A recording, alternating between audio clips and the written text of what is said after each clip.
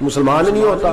صلاح الدین ایوبی اپنے خیمے میں بیٹھے ہیں تو ایک بی بی آ گئی، اس قبیلے کا کوئی شخص مسلمان نہیں ہوتا۔ بی بی آئی، آگے کہنے لگی میرے 4 بیٹے جنگ میں کھو گئے ہیں، چھوٹے چھوٹے بچے جنگ میں کھو گئے ہیں، مل نہیں رہے، فوجیوں کو حکم دے مجھے میرے بچے تلاش کر کے دیں۔ صلاح الدین ایوبی نے جھٹ پٹ سر پہ امامہ باندھا، نیزہ پکڑا، سینے بند باندھا، اپنے جبے کو سمیٹا اور باہر کہنے لگی تو کدھر جا رہا ہے؟ کہنے لگا میں خود تیرے بچے تلاش کر کے دوں گا۔ صلاح الدین چند سپاہی ساتھ ہیں، گلی گلی نکلے، گلی گلی، فجر کے نکلے، اثر ہو گئی، تھک گئے، 2 نمازیں صحرا میں پڑھی، جنگل کے اندر پہنچے تو ایک کونے میں 4 بچے ایک جگہ ڈرے اور سہمے ہوئے بیٹھے ملے۔ صلاح الدین ایوبی اٹھا کے لائے، ماں کو کہنے لگے تیرے بچے ہیں۔ نکلا اس لیے تھا کہ میرے نبی نے فرمایا بچے جدا ہوں تو ماں کو درد بڑا ہوتا ہے، اور میرے رسول نے فرمایا تھا جب جنگ کرنے جاؤ تو کھیت برباد نہ کرنا، فصلیں تباہ نہ کرنا، بچوں کو ماں سے جدا نہ کرنا۔ فرمایا میں سوچ رہا تھا تیرے بچے کہیں میری وجہ سے جدا ہو گئے تو مصطفیٰ کو جواب کیا دینا۔ فرمایا تیرے بچے ڈھونڈ کے لایا ہوں۔ بچے ماں کے پاس آنے لگے تو ماں نے بڑے بیٹے کے منہ پہ تھپڑ مارا۔ کہتا ہے اماں کیا ہوا؟ کہنے لگے تو نے سنا نہیں کہ دشمن کے بچوں کی اتنی حفاظت کرتا ہے، میرے پاس نہ جا، اس کے قدموں میں بیٹھ جا، جس نبی کے غلام اتنے سچے ہیں وہ نبی کتنا سچا ہوگا۔ بنو قریظہ اور بنو نذیر 2 محلے تھے یہودیوں کے۔ یہودیوں نے بڑی عہد شکنی کی تو نبی پاک صلی اللہ علیہ وسلم نے ان کو بے دخل کر دیا، مدینے سے نکال دیا، مدینہ منورہ سے۔ یہودی نکل گئے مدینہ طیبہ سے، تو جب وہ نکل کے جا رہے تھے تو ان کے مکان، ان کے باغ، ان کی جائیدادیں بچ گئیں۔ نبی پاک علیہ السلام نے انصار مدینہ کو پہلے بلایا، جاگ رہے ہیں نا آپ لوگ؟ پیسے آتے کسی کو برے لگتے ہیں؟ اب تو یہ بھی حلال حرام کی تمیز بھی اٹھتی جا رہی ہے۔ جائیداد، باغ، مال، علاقہ خالی ہوا ہے، وہ چلے گئے اور لوگ تو ڈھونڈتے پھرتے ہیں۔ اللہ خیر فرمائے، شاملہ ہر جگہ ملتی نہیں اب شہروں میں، وہ کس کس نے نام کرا لیا، کدھر گئی ہے کوئی خبر ہی نہیں، خالی جگہ پڑی ہے۔ میرے نبی پاک علیہ السلام نے پہلے انصار مدینہ کو بلایا۔ حضور نے فرمایا انصاریوں بہت بڑی جائیدادیں یہودیوں کی، بنو نذیر اور بنو قریظہ محلے خالی ہو گئے، میرا دل کرتا ہے وہ تمہیں دے دوں، اس لیے کہ تم نے اپنے مہاجر بھائیوں کے ساتھ بڑا تعاون کیا، جائیدادیں تم نے دے دی ہیں، مکانات دے دیے ہیں، بڑا کچھ تم نے دیا ہے، میرا دل کرتا ہے وہ تمہارے نام کر دوں۔ تو انصار مدینہ کیا کہنے لگے یا رسول اللہ دے تو ہم نے دیا ہے پر وہ بیچارے جھچکتے ہی رہتے ہیں، وہ جھچکتے ہی رہتے ہیں، کھول کے ہماری چیزیں استعمال نہیں کرتے۔ تو حضور ہم تو پہلے ہی انصار ہیں، ہمارے پاس بڑا کچھ ہے، آپ مہربانی فرمائیں وہ سارا کچھ مہاجروں کو دے دے، مہاجرین کو ہمیں نہیں چاہیے۔ اب چلے گئے بات کر کے، میرے حبیب پاک نے مہاجروں کو بلا لیا، فرمایا بنو نذیر اور بنو قریظہ قبیلے کی جائیدادیں آئی ہیں، تمہارے پاس بظاہر جو چیزیں ہیں بھی وہ بھی انصار مدینہ کی ہیں، تو میرا یہ خیال ہے کہ وہ سارا کچھ تمہیں دے دیا جائے۔ حضرت ابوبکر صدیق رضی اللہ تعالیٰ عنہ کہنے لگے یا رسول اللہ صلی اللہ علیہ وسلم ہمارے انصار بھائیوں نے ہمارے لیے دل تک کھول دیے ہیں، حضور انہوں نے ہر چیز بانٹ کے ہمارے سامنے رکھ دی ہے، ہم اتنے خرد غرض ہیں کہ سارا کچھ لپیٹ جائیں۔ کہا حضور ہمارے پاس جو مکان ہے وہ ہے، ہم کاروبار کر رہے ہیں، تجارتیں کر رہے ہیں، مزدوریاں کر رہے ہیں، ہم انشاءاللہ اور بنا دیں گے، آپ یہ ہماری طرف سے ہمارے انصار بھائیوں کو گفٹ کر دیں، آپ انہیں دے دیں۔ میرے حبیب کی آنکھوں میں آنسو آ گئے، میرے نبی پاک علیہ السلام رو پڑے، یا رسول اللہ آپ کیوں روتے ہیں؟ فرمایا تمہارا یہ بھائی چارہ قائم رہا تو اللہ اسلام کو بڑی قوتیں عطا فرمائے گا، اللہ طاقتیں دے گا اسلام کو، اگر تمہارا یہ رنگ قائم رہا، یہ انداز، میرے غلاموں تمہارے یہ طور طریقے، ایک بھائی کہتا ہے دوسرے کو، دوسرا کہتا ہے تیسرے کو۔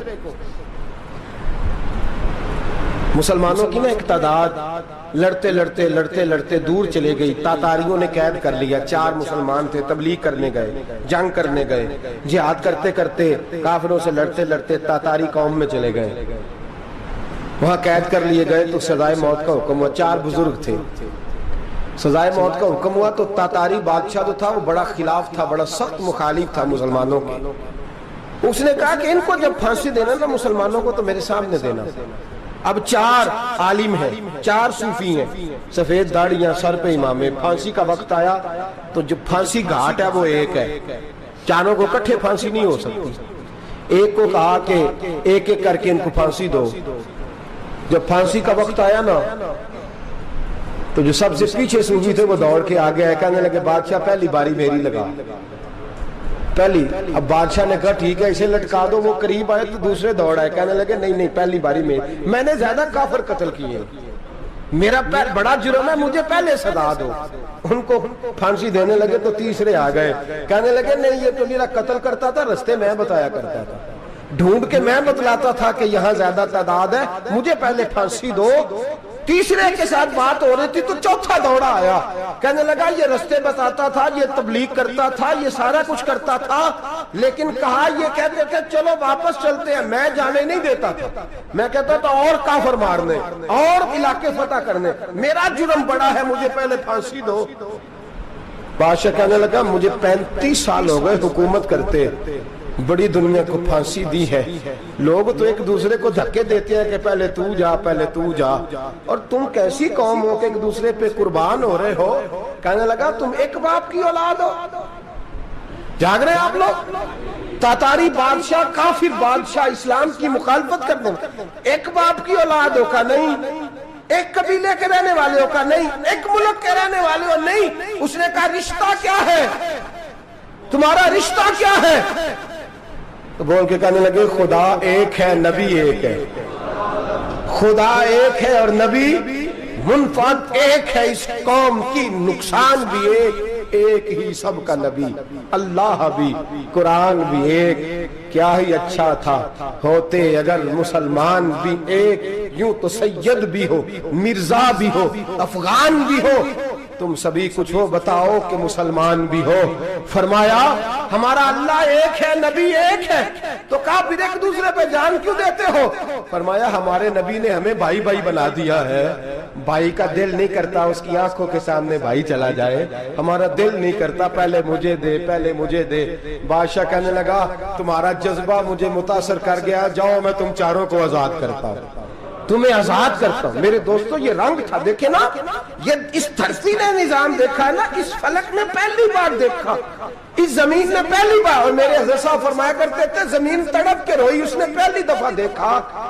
احد کا میدان ہے, 3 صحابہ تپتی ہوئی زمین پہ زخموں سے چور چور پڑے ہیں. حضرت انس بن نضر رضی اللہ تعالیٰ عنہ پانی کا پیالہ لے کے پہنچے, ایک زخمی سے کہا تجھے پانی پلانا ہے, تو کہنے لگا میرے زخم تھوڑے ہیں, وہ جو ساتھ پڑا اس کے زخم گہرے ہیں, پہلے اسے پانی پلا دے, جا اسے دے دے.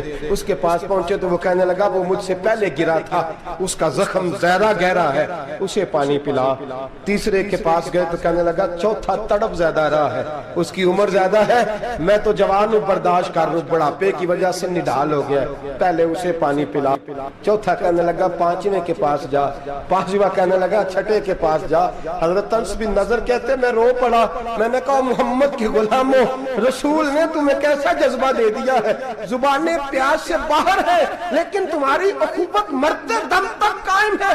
کہتے میں 7ویں کے پاس گیا تو کہنے لگا اگر 6 قربانی دے سکتے ہیں تو مجھے خود غرض نہ سمجھ, میں نے نہیں پانی پینا, جا پہلے کے پاس لے جا. کہتے میں پہلے کے پاس آیا تو روح پرواز کر گئی, دوسرے کے پاس آیا تو روح پرواز کر گئی, میں 7ویں تک آیا تو انتقال کر گئے. کہتے ہیں پانی کا پیالہ میں نے اٹھایا اور میں نے زمین پہ رکھا تو میں نے کہا پانی گوا رہنا, محمد کے غلام مر تو جاتے ہیں پر ایک دوسرے کا خیال بڑا رکھا کرتے ہیں, گوا رہنا یہ مر جایا کرتے لیکن ایک دوسرے کا درد. میرے دوستو لٹا ہوا برما, روتے ہوئے مسلمان, سسکیاں اور آہیں لیتی ہوئی مائیں پوچھتی ہیں اے خاصا اے خاصان رسول, وقت دعا ہے, امت پہ تیری آ کے عجب وقت پڑا ہے.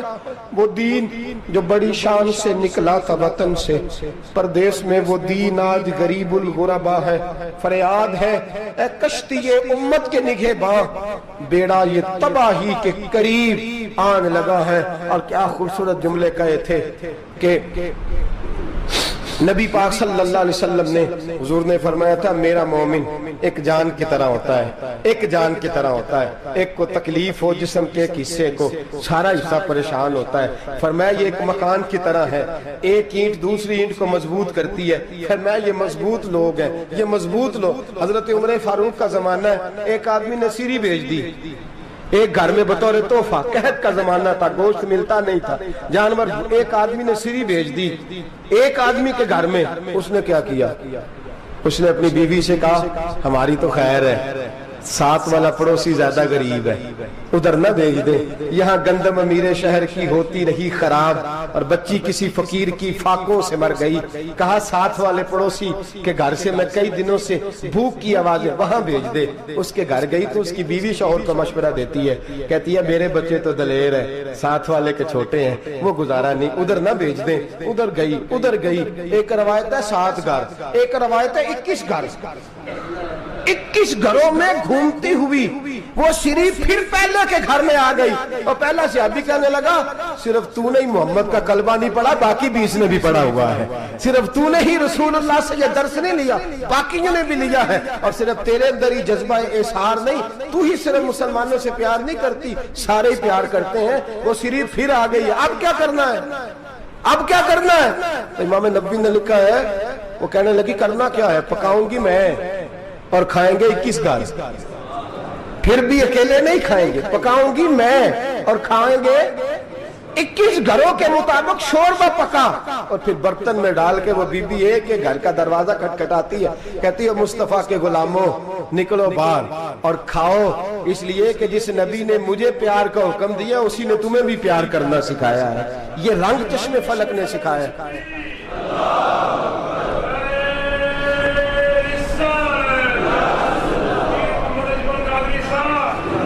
آپ کی بڑی مہربانی، زندہ باد وہی ہے جس کو اللہ رسول زندہ باد فرمائے، بڑی مہربانی، اللہ جزا دے۔ عرض یہ کرنے جا رہا تھا کہ رسول کریم صلی اللہ علیہ وسلم نے یہ پیغام دیا امت کو، فرمایا دیکھیں نا کتنے بڑے لفظ ہیں، یہ نہیں فرمایا دوزخ میں جائے گا، یہ نہیں فرمایا کہ اسے جہنم کی سزا ملے گی، میرے نبی نے فرمایا میں اسے مومن مانتا ہی نہیں، میں اسے مسلمان اپنا مانتا ہی نہیں۔ حضور کسے؟ فرمایا جو پیٹ بھر کے کھاتا ہے اور اس کا ہمسایہ بھوکا سو جاتا ہے، میں مومن ہی نہیں مانتا۔ سزا تو تب ملے گی نا کہ جب میں کسی سزا کا اعلان کروں، میں مانتا ہی نہیں، وہ میرا ہے ہی نہیں، خود پیٹ بھر کے کھا رہا ہے، ہمسایہ اس کا بھوکا، میں نہیں مانتا۔ انما المؤمنون اخوہ، مومن بھائی بھائی، میں مانتا ہی نہیں اسے۔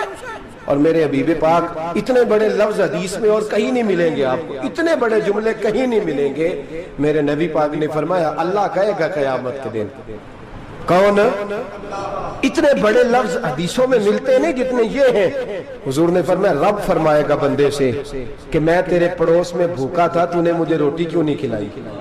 کون کہہ رہا ہے؟ اللہ کہہ، میں بھوکا تھا تو نے روٹی نہیں دی، میں ننگا تھا تو نے کپڑا نہیں دیا، میں پیاسا تھا تو نے پانی نہیں پلایا، میں بیمار تھا تو تیمارداری۔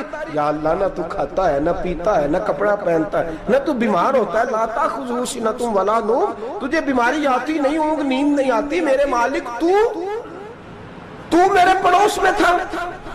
تو حضور فرماتے ہیں رب فرمائے گا وہ جو بندہ تیرے پڑوس میں بھوکا تھا تو بندہ تو میرا ہی تھا نا، وہ جو بندہ تیرے پڑوس میں ننگا تھا تو بندہ تو میرا ہی تھا نا، وہ جو تیرے پڑوس میں پیاسا تڑپتا رہا تو وہ میرا ہی بندہ تھا، تو دوائی لینے جائے تو بڑے اسپتال میں اور اس بیچارے کو 20 روپے پرچی کے بھی میسر نہ آئے تو میرا ہی بندہ تھا۔ میرے دوست خیال کر اور یاد رکھ، یہ جو ہمسائے ممالک میں ظلم ہوتے ہیں، زیادتیاں ہوتی ہیں، ہمارے گھر کا پنکھا اچھا چلتا ہے، ہم جلوس اس وقت نکالتے ہیں جب ہماری لائٹ بند ہوتی ہے، ہم جلوس اس وقت نکالتے ہیں جب ہمارا ایسا جو ہمیں تنگ کرتا ہے، ہم اس وقت درد محسوس کرتے ہیں جب ہمارے گھر تک آگ آ جاتی ہے۔ یہ جو باہر آگ جل رہی ہے یہ تیرے گھر بھی آ سکتی ہے، یہ جو باہر فساد ہو رہا ہے یہ تیرے دروازے تک آ سکتا ہے۔ میرے رسول پاک نے ایک جان، مسلمان کو ایک جان قرار دیا۔ مجھے بتائیے انگلی کو کٹ لگ جائے، مسلمان ایک جان ہے نا، انگلی کو لگ جائے کٹ، دماغ کہتا ہے میں نے نہیں سوچنا اس کے بارے میں نے اس کے درد کو محسوس ہی نہیں کرنا، انگلی کی درد ہے، انگلی جانے اس کا کام جانے، ایسے ہی ہوتا ہے نا۔ بولے پیروں سے کہتے ہیں، انگلی کہتی ہے چل ڈاکٹر کے پاس، پیر کہتے ہیں نہیں میں نے نہیں جانا، انگلی کا کام ہے انگلی جائے، ایسے ہی ہے نا۔